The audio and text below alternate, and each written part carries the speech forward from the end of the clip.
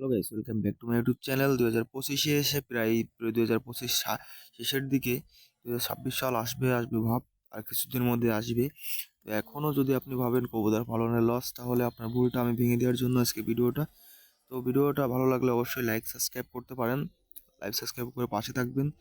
আর সেটা হচ্ছে যে অনেকেই কবুতর পালন করে অনেক লস সম্মুখীন হয়, অনেকেই জানে যে কবুতর মানেই লস, বিদেশি বা দেশি কবুতর যাই বলেন।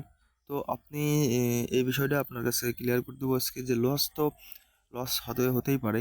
লস শুধু কবুতরের না, যে কোনো বিষয়ে ভালোভাবে না জানতে পারলে অবশ্যই সেটাই লস করার সম্ভাবনা বেশি।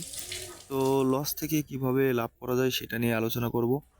লস থেকে লাভ করার উপায়, আপনি ধরেন দেশি কবুতর পালন করতেছেন, আপনার গম খরচ যাচ্ছে প্রতি মাসে আপনার 500 টাকা কম খরচ হয়ে যাচ্ছে, কিন্তু বাচ্চা কাচ্চা বিক্রি করে 500 টাকা উঠাইতে পারতেছেন না, সাপোজ আর কি, যে আপনি লস করতেছেন।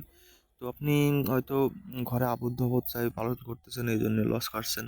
তবে আপনি একটু চেষ্টা করেন, ছেড়ে কবুতর পালন করেন, দেখেন মাঠ থেকে খাবার খেয়ে আসুক, মাঠ থেকে খাবার খেয়ে আসলে আপনি লাভ করতে পারবেন।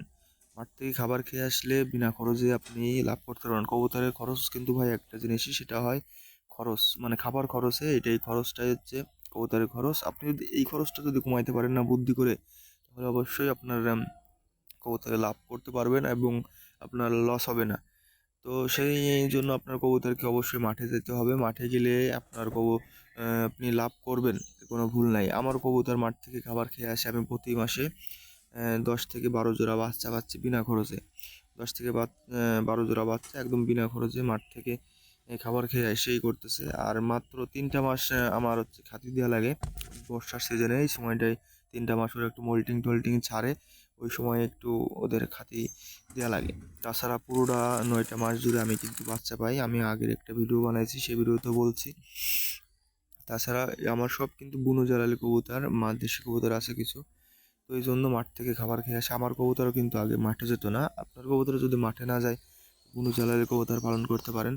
বুনো জ্বালালি কবুতর পাশ মনে গেলে আপনার কবুতরকে মাঠ চেনাইতে শিখাবে, আপনার কবুতরকে মাঠ নিয়ে যাবে। কারণ বুনো জ্বালালি কবুতর ভাই, যত বড়ই আপনি আবদ্ধ অবস্থায় পালন না কেন, ছাড়লে পরে ওরা মাঠে যাবে। তো কবুতর ভাই যদি মাঠে নিয়ে আইতে চান, তাহলে ভালো একটা দিক হচ্ছে বুনো জ্বালালি কবুতর পালন করা। বুনো জ্বালালি কবুতর পালন করলে অবশ্যই আপনার কবুতর মাঠে যাবে, যদি আপনার কবুতর মাঠে না যেতে পারে। তো এই টিপসটা অবলম্বন করলে আপনার কবুতর অবশ্যই মাঠে যাবে। আর মাঠ থেকে খাবার খেয়ে আসলে আপনার কোনো খাবার খরচ লাগবে না, আপনি বিনা খরচে যে কয় জোড়া কবুতর পালন করতে পারেন সেই কয় হিসেবে আপনি বাচ্চা পেয়ে যাবেন। তো আমি ভাই এইভাবে পালন করি, আমি এভাবেই পালন করি, সেই বিষয়টা আপনাদের সঙ্গে অভিজ্ঞতাটা শেয়ার করলাম। আপনারা চাইলে এভাবে ট্রাই করে দেখতে পারেন, অবশ্যই আপনারা লাভের সম্মুখীন হবেন, এটা আমি বলতেছি, গ্যারান্টি দিয়ে বলতেছি।